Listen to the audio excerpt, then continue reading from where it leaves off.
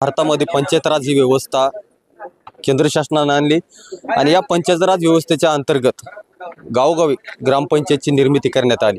त्याबरोबरच गावातील लोकांना गावातील समस्या मांडण्यासाठी ग्रामसभेची देखील तरतूद करण्यात आली आणि या गावातील विकासाला चालना देण्यासाठी ही व्यवस्था आणण्यात आली। परंतु आज मी अहमदपूर तालुक्यातील रोकारगाव या गावी आहे आणि या गावामध्ये ग्रामपंचायतच्या 15 वित्त आयोगाच्या निधीमध्ये भ्रष्टाचार झाल्याचा आरोप या गावातील गावकरी असतील आणि या गावामध्ये जे उपोषण करण्यासाठी बसलेले आहेत शेषराव कोरनुळे यांनी पुराव्यासहित ते या ठिकाणी उपोषणाला बसलेले आहेत आणि ते जे वास्तव या ठिकाणी मांडत आहेत ते भयंकर असं आहे।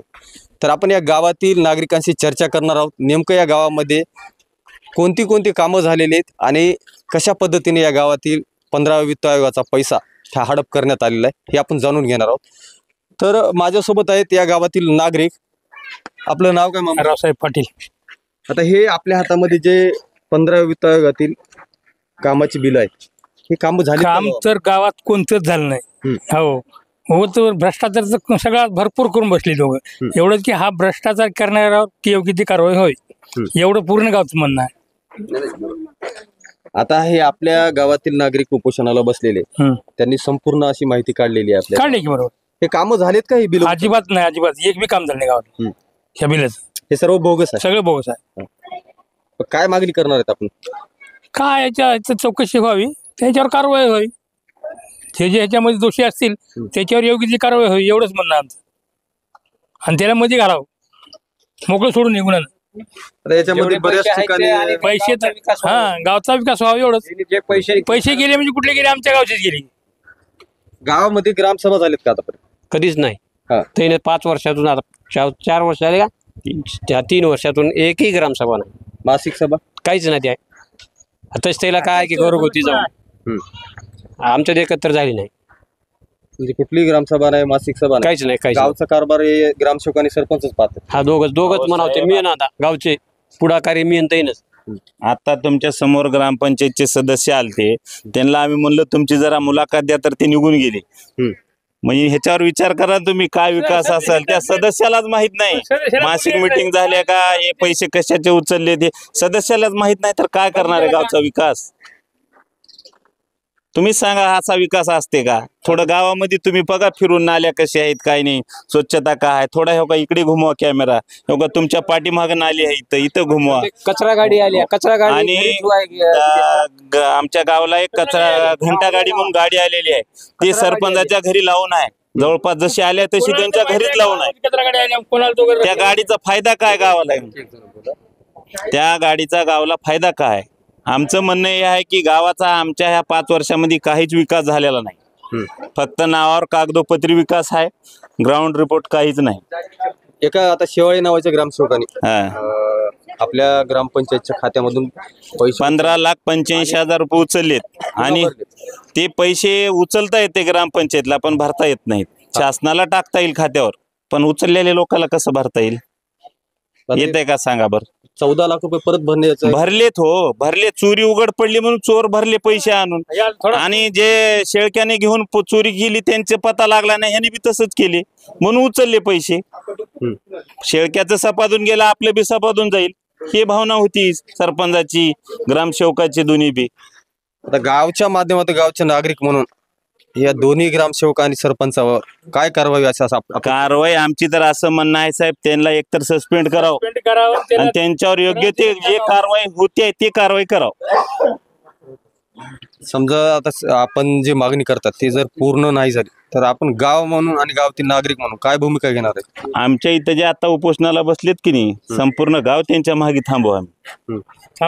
शेवटी कलेक्टर आम्ही तर यांनी तर कलेक्टर सीओ पर्यंत गेलेलेच आहेत, आम्ही त्याच्या पुढे जाऊ। आणि तर एकंदरीत हे असा प्रकार या गावामध्ये घडलेला आहे। पाहूयात संबंधित विभागाचे जे अधिकारी आहेत यामध्ये लक्ष घालून आणि या गावच्या विकासामध्ये जो काय अडथळा या बाबीमुळे निर्माण झालाय तर दूर होऊन या गावचा खरा विकास होतो का हे आपल्याला पाहायचं आहे। पाहत राहा लोकशाही भारत। मी संतोष रेड्डी, थोट सावरगाव, अहमदपूर, जिल्हा लातूर।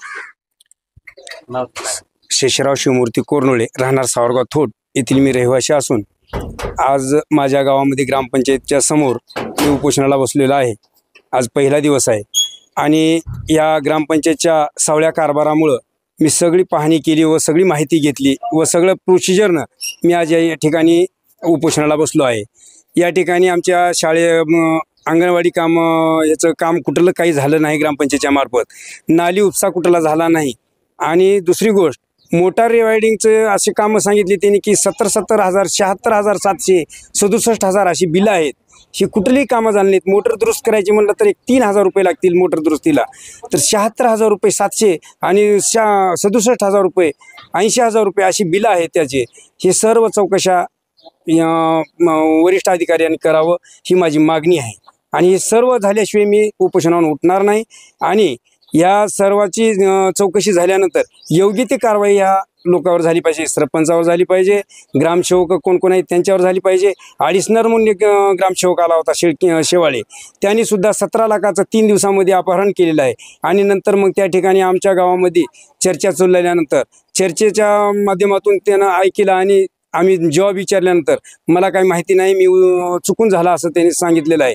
सरपंचांसुद्धा त्याच पद्धतीने बोललेले आहेत. आणि दुसरी गोष्ट, असं माहिती झाल्यावर आता त्यांनी लगेच त्या 2,49,200 रुपये त्यांनी खात्यावर भरलेले आहेत.